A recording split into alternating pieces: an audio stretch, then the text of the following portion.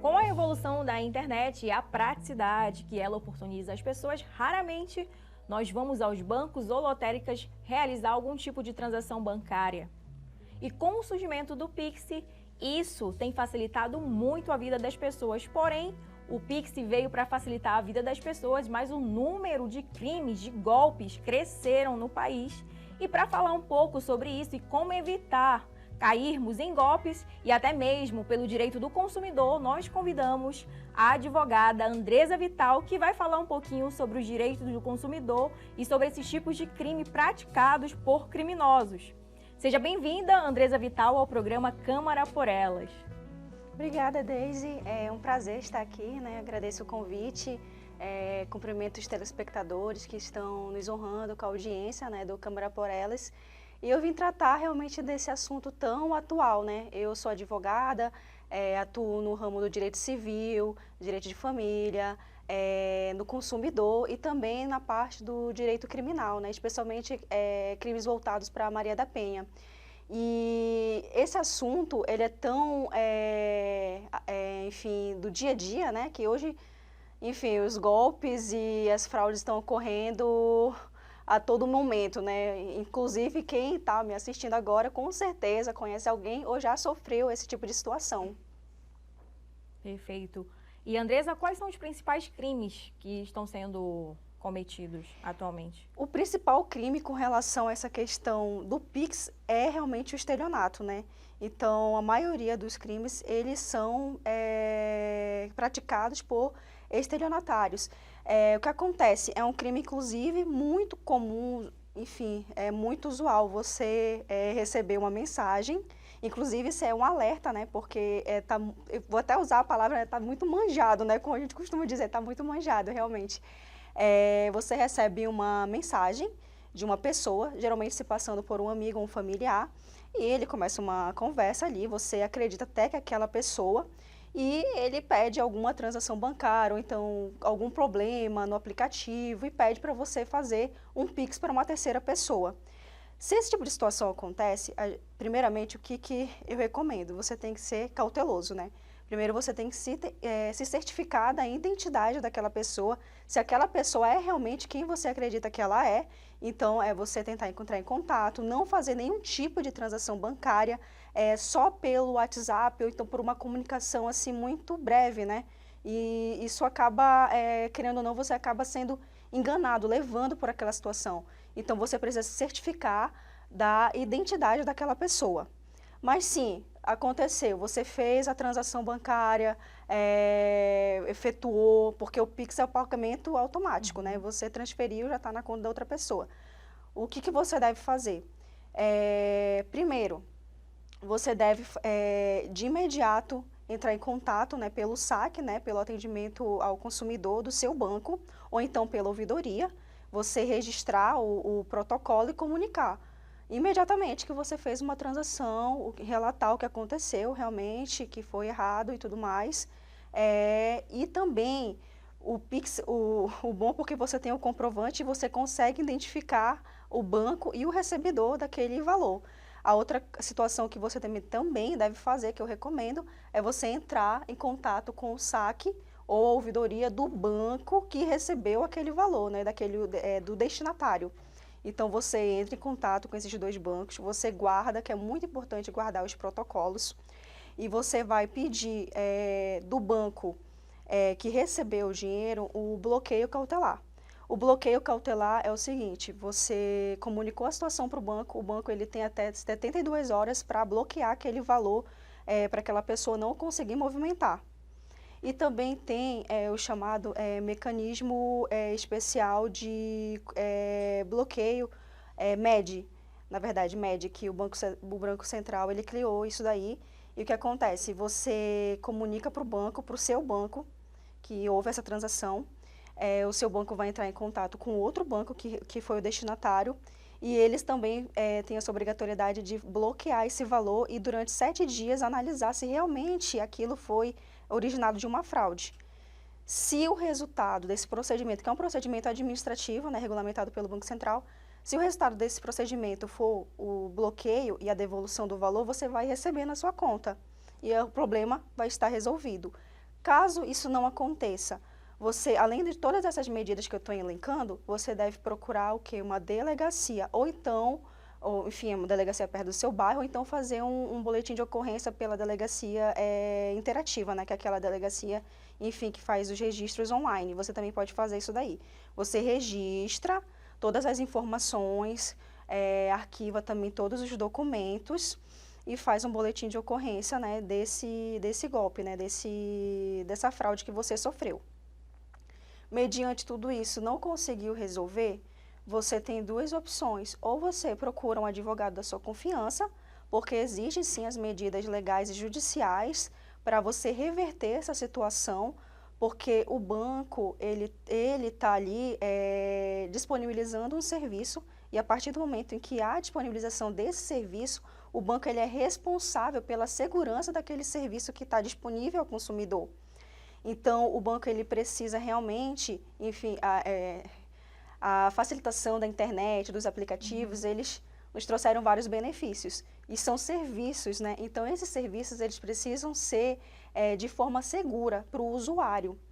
Então, a partir desse mecanismo, né, que é assegurado pelo Código de Defesa do Consumidor, a gente consegue acionar judicialmente o banco. Claro que isso também vai tramitar também na esfera penal, né, porque houve ali um crime, né, isso também vai ser elucidado, mas a questão da parte da indenização, né, o consumidor ele pode vir requerer isso judicialmente, se ele tiver algum tipo realmente de dano, enfim, se o sistema ali disponibilizado apresentar algum tipo de falha. Mas é até uma pena, porque o Pix veio para facilitar a vida das pessoas, mas infelizmente surgiu um novo crime que tem que ser combatido.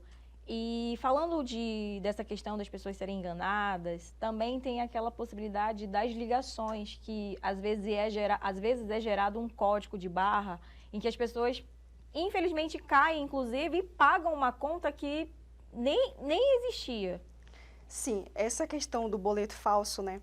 Se você emitir o boleto dentro do site enfim, da empresa, da loja, enfim, do estabelecimento, aquele estabelecimento ele tem responsabilidade. Por quê? Porque primeiro que se ele colocou disponível isso para o consumidor, ele tem que colocar toda uma estrutura, enfim, digital, né, tecnológica, segura, de forma a evitar esse tipo de fraude.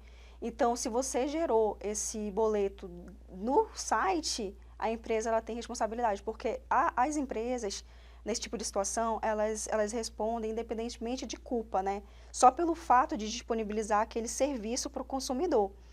E outra situação também que eu vejo muito acontecer é porque o WhatsApp está aí, né? Hoje em dia a comunicação ela é muito imediata. Então, você acaba contratando vários serviços pelo WhatsApp. Então, vem um atendente, alguém falar com você, oferecer um serviço, ou então você tenta, enfim, negociar alguma dívida, alguma situação, e aí você acaba fazendo isso só pelo WhatsApp. Você tem que certificar também se realmente aquela pessoa é representante daquela empresa, daquele banco, porque tem acontecido também muito golpe, não só em relação às transações bancárias, mas realmente aos serviços, né? Você acaba pensando que você está tratando, sei lá, com uma loja X e acaba que não, né? Enfim, é mais uma pessoa ali querendo se beneficiar e em prejuízo do consumidor, né, da pessoa. É a questão mesmo até da clonagem que acontece com o WhatsApp, né, doutora? Sim, também. A clonagem do WhatsApp. Enfim, hoje nós estamos num mundo muito exposto, né? A legislação ela está aí para nos amparar, enfim, para tentar nos proteger, né? Tem aí a LGPD, né? Que é a Lei de Proteção dos Dados Pessoais, que regulamenta, né, como as empresas coletam nossos dados, como é que o tratamento desses dados, tudo em proteção, né?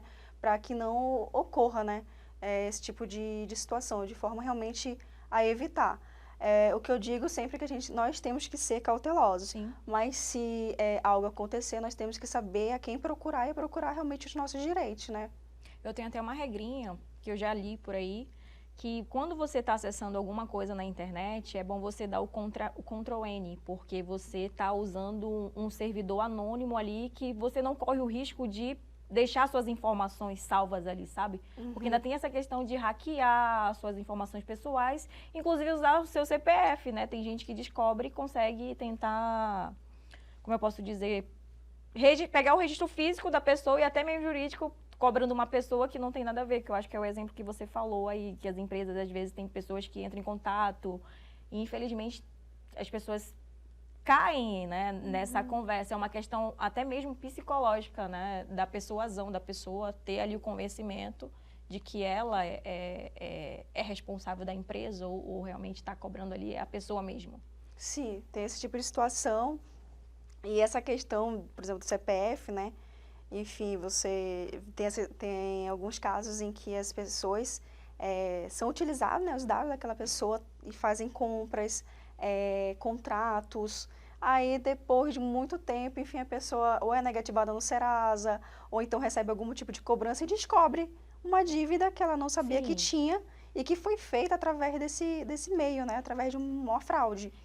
E de que forma essas pessoas que podem, infelizmente, cair nesse crime aí de vítima desse crime pelo CPF, de que forma a justiça contribui com essas pessoas? Então, a primeira situação que, como eu já havia falado, né? Você primeiro tem que entrar em contato com a empresa, ou enfim, o banco. Você tem que registrar realmente pela via administrativa, né? Pegar os protocolos. Depois você vai na delegacia, você informa aquela situação, você faz o registro da ocorrência. Caso não consiga resolver dessa maneira, né, de uma forma consensual, né, que eu digo, você deve procurar um advogado que ele vai lhe orientar e vai ingressar com a medida legal para você ter o ressarcimento daquele seu dano, tanto indenização por moral quanto material. E também, a gente não pode esquecer que nós temos o PROCON, né? O PROCON está aí também para auxiliar o consumidor que é vítima dessas situações. No PROCON, enfim, eles estão ali para realmente regularizar essas situações, tentar resolver, as empresas são chamadas, enfim, ali também é um caminho, né? Mas realmente indenização, outro tipo mais assim coercitivo, realmente só pelo meio judicial. Sim, como o programa é voltado totalmente pela questão das mulheres, a gente também tem visto que mulheres têm sido, o número delas serem vítimas de golpe tem crescido. Inclusive pela essa questão de aplicativos de relacionamento, né?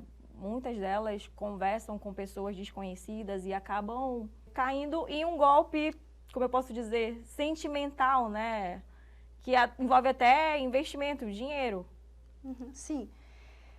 Isso daí é uma outra seara, né? A questão do estelionato emocional, né? O estelionato amoroso. Nós mulheres somos sentimentais, né? Nós somos mais emoção. Mas nós também temos que ser razão e nós temos que ter controle da nossa vida emocional. Esse tipo de crime é um pouco delicado, porque realmente vai depender de cada pessoa identificar que o seu parceiro, né, ou então aquela pessoa que você está se relacionando, aquela pessoa que você conheceu, realmente ele está ali no relacionamento genuíno, né, ou não, ou realmente só com os interesses financeiros. Não só interesses financeiros, mas também interesses do que você pode proporcionar para aquela pessoa. Então, nós temos que ser muito seguras disso, do relacionamento em que nós estamos, aquilo que nós estamos construindo, para poder identificar. Porque, geralmente, quando esse tipo de situação acontece, a pessoa ela já foi a vítima, realmente ela já está ali naquela situação com seu patrimônio todo deteriorado, né? Então, aconteceu isso. Primeira coisa, respirar fundo, porque não é fácil você ser vítima desse tipo de situação, porque não é só a questão do seu patrimônio ali envolvido, mas é também o seu emocional. Então, o que eu recomendo, se você está nessa situação, você primeiro respira, pensa, né? Realmente tentar racionalizar o que está acontecendo com você. enfim, até se organizar sentimentalmente, realmente por dentro, e procurar uma ajuda. Ajuda de um advogado da sua confiança, porque esse é um crime realmente, o estelionato ele é um crime, né, um tipo legal. Então essa pessoa ela vai responder na esfera criminal por um crime, por esse crime, e também você pode estar movendo as ações de reparação, tanto de tudo daquilo que você perdeu e também o patrimônio, né, o prejuízo financeiro efetivamente sofrido, e também a questão do dano moral, né? Que por isso que eu digo que é uma questão delicada, porque mexe com o emocional da pessoa. Então, se uma pessoa te causa um dano na sua esfera íntima, você tem direito também de uma reparação por esse dano, que é o dano moral. E voltando sobre essa questão do golpe do Pix, de que forma a justiça poderia ser mais atuante para tentar acabar, né? Infelizmente o Pix veio para facilitar a vida das pessoas, mas já teve um outro viés torto, né? Que até a gente lamenta por isso, né? Que na maioria dos serviços que chegam para a gente tentar otimizar o nosso tempo, acaba caminhando para outro lugar. Assim, para evitar esse tipo de situação, eu acredito que tem que partir da raiz. Então, os serviços bancários, eles realmente, eles têm que ser mais seguros para o consumidor, tanto em relação ao perfil daquele cliente, de bloquear, querendo ou não, provisoriamente, aquelas transações suspeitas, né? Realmente de receber aquela reclamação daquele consumidor e analisar, né, se realmente condiz, não somente simplesmente negar, realmente você se aprofundar naquela análise, porque isso, se você resolve administrativamente, você não leva aquela situação para o judiciário, mas se chegar no judiciário, onde a gente consegue realmente ter mais um desenvolvimento, né, daquela situação, acredito que a forma mais efetiva é você cobrar, né, uma postura mais firme, isso em sentenças realmente que tenham maior peso condenatório, né, porque a condenação ela tem um caráter de disciplinar. É claro que ela vai te reparar aquele dano, vai te entregar, né, digamos assim, a justiça, né, o direito, enfim, te restitui aquilo, né, mas as empresas, para elas mudarem de postura, elas precisam ser melhores disciplinadas. É isso que eu penso. Então, se você disciplinar melhor, aí aquela vai ter uma mudança de postura. Eu acredito que esse talvez seria, né, eu até, enfim, digo que talvez seria, né, realmente um caminho. Mas o principal é você realmente se certificar, você ser cauteloso nas transações que você está efetuando. Eu acho que é importante isso, que tem muita gente que acaba extrapolando, expõe até mesmo as suas informações nas redes sociais. Sim. A gente percebe que também na pandemia houve muitos crimes de pessoas que faziam depósito, vamos supor, uma pessoa física ali fazia uma campanha de doação de alimentos, aí envia um valor para o meu Pix. Uhum. E muitas pessoas caíram, tipo, a gente passando pelo momento da pandemia, pessoas precisando de benefícios, enfim. É porque, assim, quem pratica esse tipo de conduta ilícita, né, ele vai tentar te sensibilizar primeiramente, né? Ele vai tentar usar uma causa, enfim, social, às vezes vai te fazer uma proposta muito vantajosa, aí você tem que realmente ligar aquele alerta, né? Duvidar, né, realmente daquilo que está sendo dito. E realmente se certificar, né? A gente precisa ter condutas mais cautelosas para que nós não sejamos vítimas desse tipo de situação. Sim, acho que era importante a gente, para finalizar, você fazer as suas considerações finais, fazer um alerta para as pessoas, porque tem gente que o conhecimento às vezes não chega, né, e não sabe nem como buscar o seu direito e como se defender, e até mesmo evidenciando o seu direito pelo consumidor mesmo, né? Sim, então, se você que está me assistindo conhece alguém que passa por esse tipo de situação, que já passou, ou então que você, né, para não passar, né, o que eu sugiro é que nós sejamos realmente prevenidos quanto a esse tipo de situação, sempre com o pezinho atrás, receber uma mensagem, recebeu, enfim, um e-mail, A gente primeiro precisa ser cauteloso antes de acessar, antes de se conectar com aquela pessoa. Mas se você, infelizmente, caiu nessa situação, não é o fim do mundo, você tem os seus direitos, a legislação está aí para lhe amparar, para lhe assegurar. Então, nós temos aí a Defensoria Pública que você pode estar procurando, se for o caso. Nós temos aí a delegacia que você pode também estar indo para registrar essa ocorrência. Você também pode estar procurando um advogado da sua confiança, o PROCON também. Então, você tem os órgãos, né, enfim, as pessoas a quem você recorrer. E existe sim a possibilidade dessas situações serem revertidas. Obrigada, Andresa, por ter vindo aqui no programa Câmara por Elas. Me sinto honrada de bater esse papo, de saber um pouco mais sobre o direito dos consumidores, sobre o golpe por Pix e da gente ensinar as pessoas, quem está assistindo, a nos defender e saber entender um pouco dos nossos direitos. E o programa Câmara por Elas fica por aqui. Até a próxima semana. Tchau, tchau.